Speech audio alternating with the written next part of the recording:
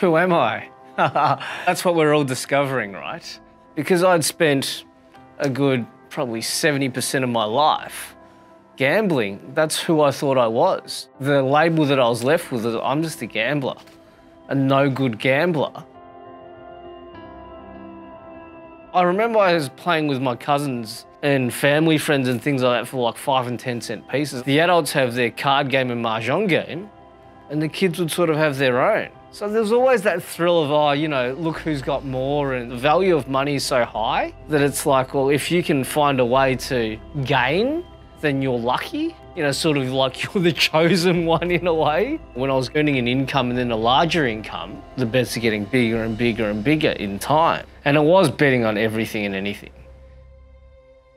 I think it really got harmful when I realised that I was not just losing my own money, and then I was sort of going into my brother's room or my mother's room, just sort of thinking, oh, maybe there's some money there. And then the desperation stage of not just borrowing, but taking. For me, support came spontaneously, came out of the blue. I got an offering from somebody, and I just thought, well, at that stage in my life, it was, what have I got left to lose?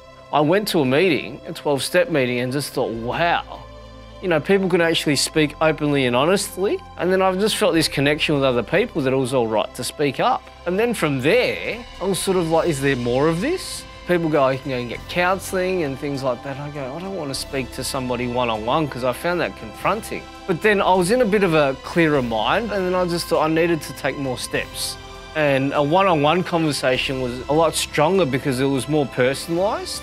So when I built up a relationship with my counsellor of, oh no, you're actually interested in me, wow.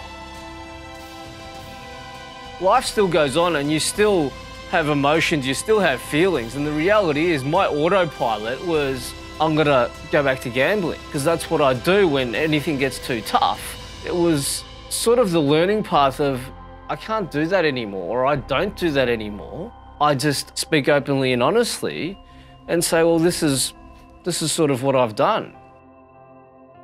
All of a sudden, I had this much time in my life, I was sitting there twiddling my thumbs going, you know, who am I now? Who am I? I've got too much time. I actually have to explore that. And that's where I learned to really push myself, of go and try something new. I went back to school and I started writing, and then I started doodling with pastels and pencils and things like that. So that became the new philosophy of try things, learn things and embrace them. Work or not work, at least you went through that process. And that's when I felt the shift in the way I saw the world had really come that full circle. Rather than really focusing on the result and the outcome of things, looking at the process, looking at what stood out, and I was like, ah.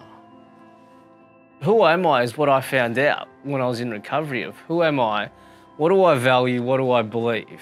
And that person is who I am today, is somebody that's quite open, quite honest and quite transparent, and that I'm a person who loves to live and who cares. And that's why I'm so open about sort of my own recovery and what I do.